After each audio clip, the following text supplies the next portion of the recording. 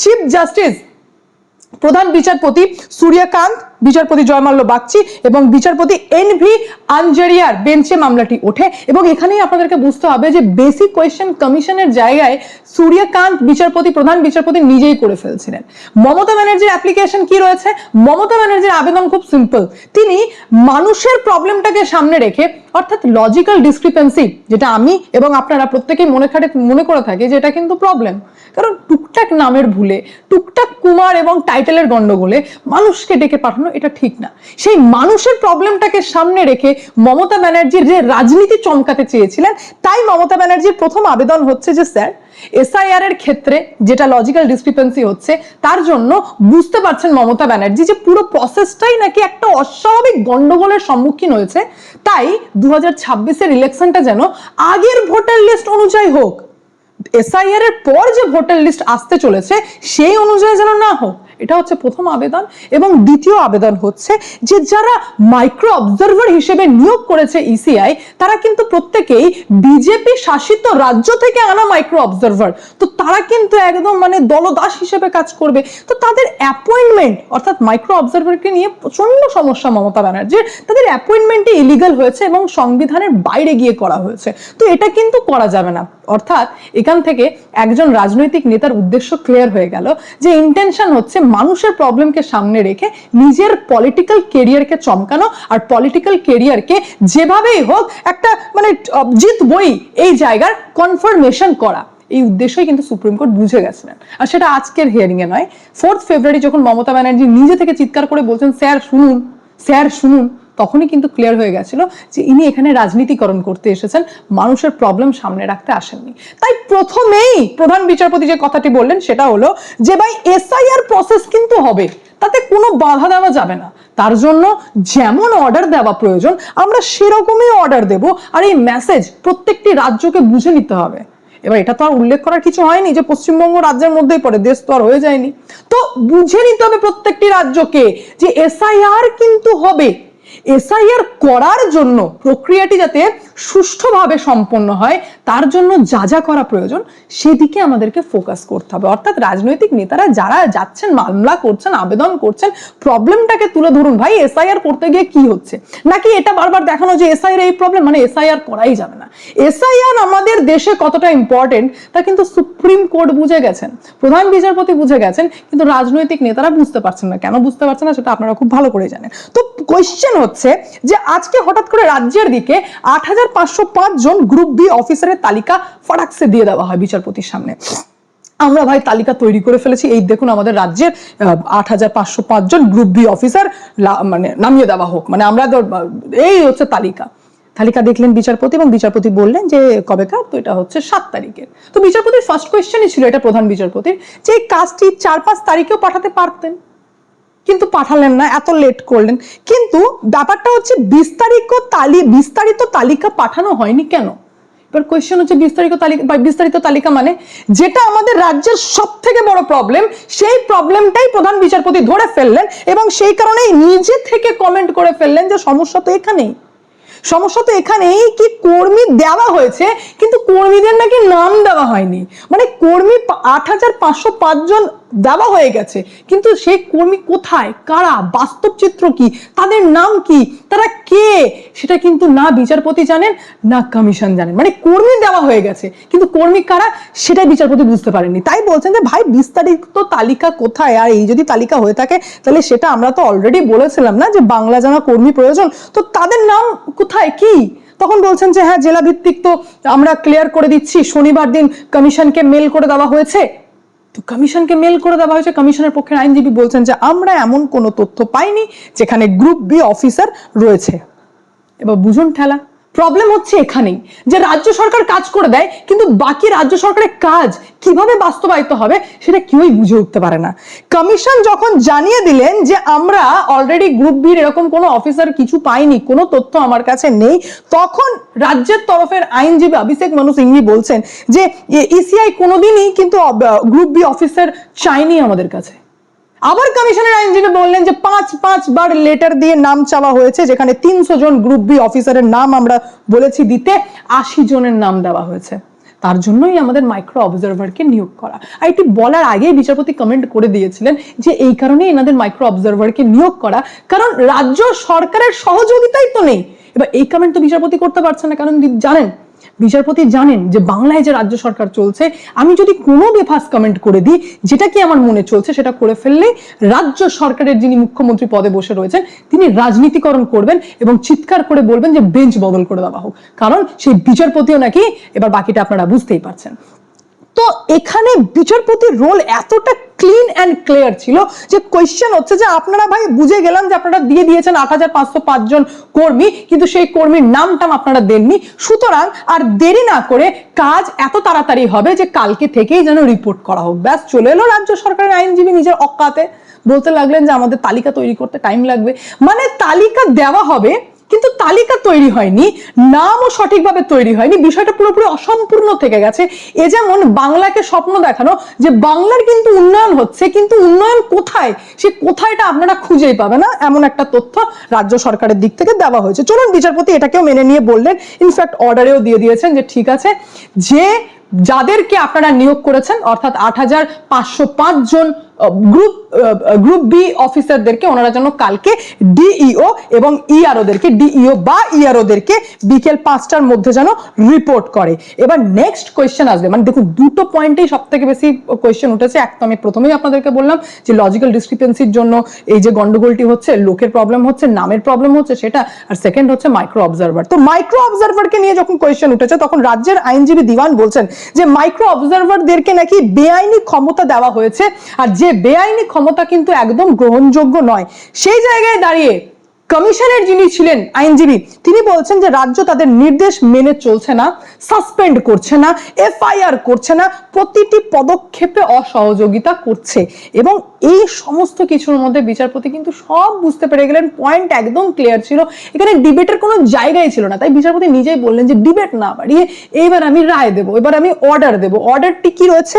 অর্ডারটি প্রথমেই হচ্ছে যে ৮৫০৫ জন কর্মী যাদেরকে গ্রুপ বি হিসেবে নিয়োগ করা হলো তারা কিন্তু কাল থেকেই কাজে জয়েন করবে, কাল থেকেই ডিইও বা ইআরওদেরকে রিপোর্ট করবে। অর্থাৎ এখানে ক্লিয়ারলি বুঝে যান মাইক্রো অবজারভার যারা ছিল, যারা নথি যাচাই করতো তাদের সাথে আরো যোগ হলো ৮৫০৫ জন যারা কি নথি যাচাইয়েরই কাজ করবে এবং তাদের কাজই হবে যে সঠিকভাবে হিয়ারিং হচ্ছে কিনা, সঠিক নথি দেওয়া হয়েছে কিনা এবং সেটাকে নিয়ে রিপোর্ট জমা দেওয়া। চূড়ান্ত সিদ্ধান্ত ইআরওই নেবে এবং এই নির্দেশে এটাও বলা হয়েছে যে চূড়ান্ত সিদ্ধান্ত ইআরও নেবে। ভাই এটা তো প্রথম থেকেই ক্লিয়ার ছিল যে চূড়ান্ত সিদ্ধান্ত ইআরও কেই নিতে হবে, কারণ সংবিধান এটা বলছে, এটাই নিয়ম, আর ইআরও নেবে এটাই সুপ্রিম কোর্ট জানিয়েছেন, আর ভীষণ নিট এন্ড ক্লিন ভাবে। আর থার্ড অর্ডারে এটা বলা হয়েছে যে কমিশন যদি প্রয়োজন মনে করে তাহলে ইআরও ইআরওদেরকে পরিবর্তন করতে পারেন। এখানেই তো খেলে দিলেন, এখানেই তো বুঝিয়ে দিলেন যে কমিশনের পাওয়ার কতটা, যেখানে রাজ্য সরকার নাক গলিয়েও কিছু করতে পারবেন না।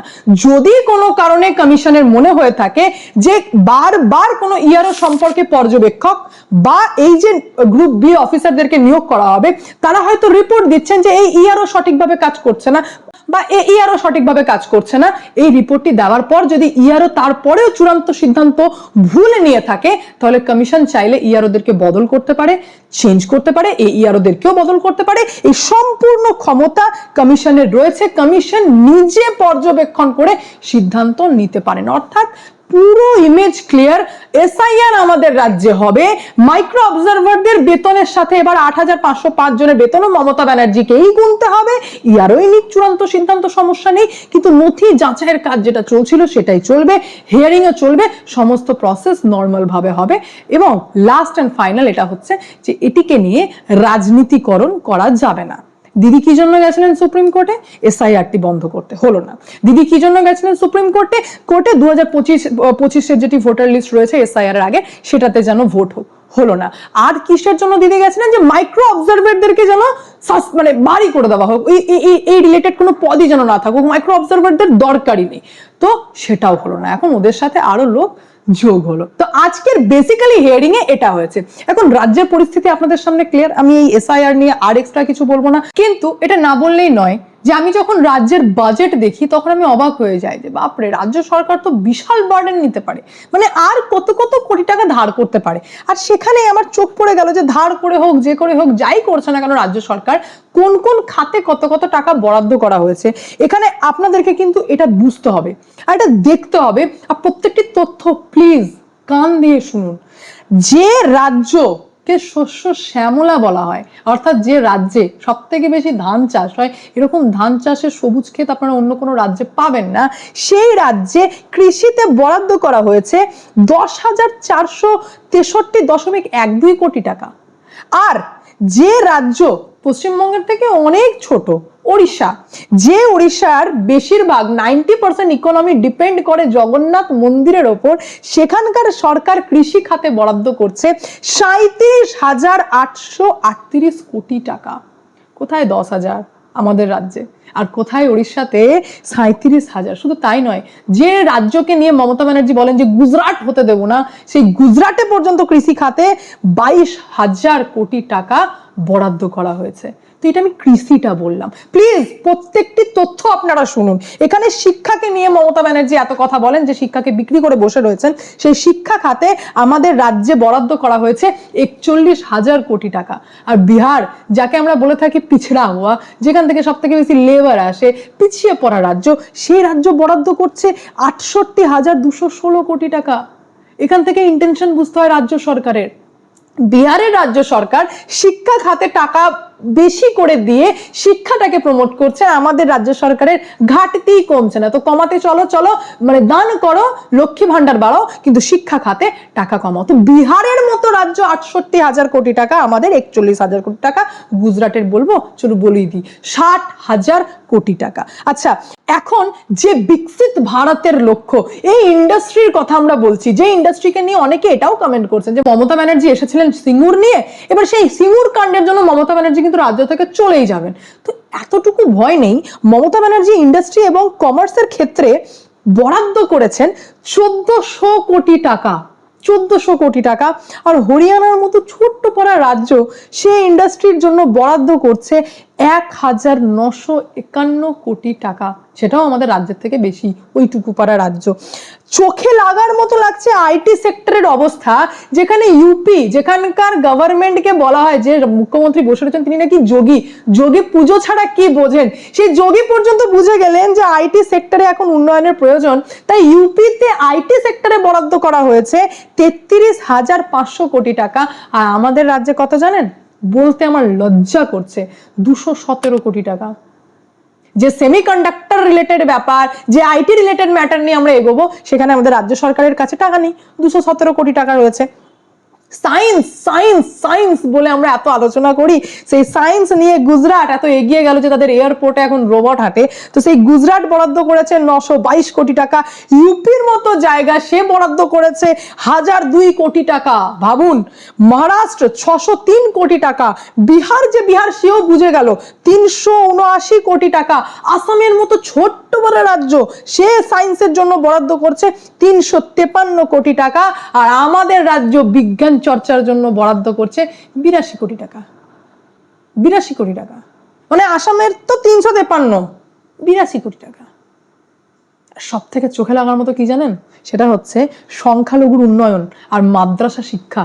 সেখানে আমাদের রাজ্য বরাদ্দ করছে 5,713.61 কোটি টাকা।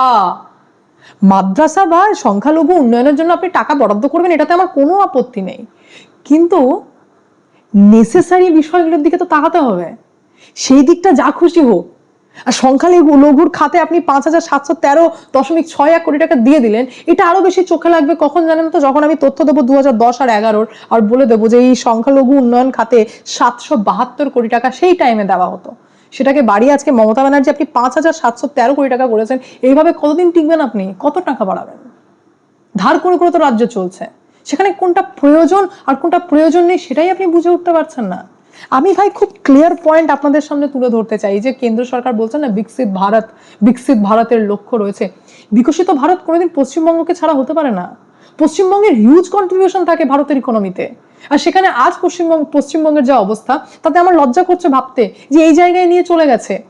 পশ্চিমবঙ্গের শিক্ষা, শিল্প, কর্ম যদি না এগোয়, স্বাস্থ্য যদি না এগোয়, না উন্নয়ন হয়, তাহলে কোনোদিন বিকশিত ভারতের লক্ষ্য কিন্তু কমপ্লিট হবে না, এটা আপনাদেরকে বুঝতে হবে।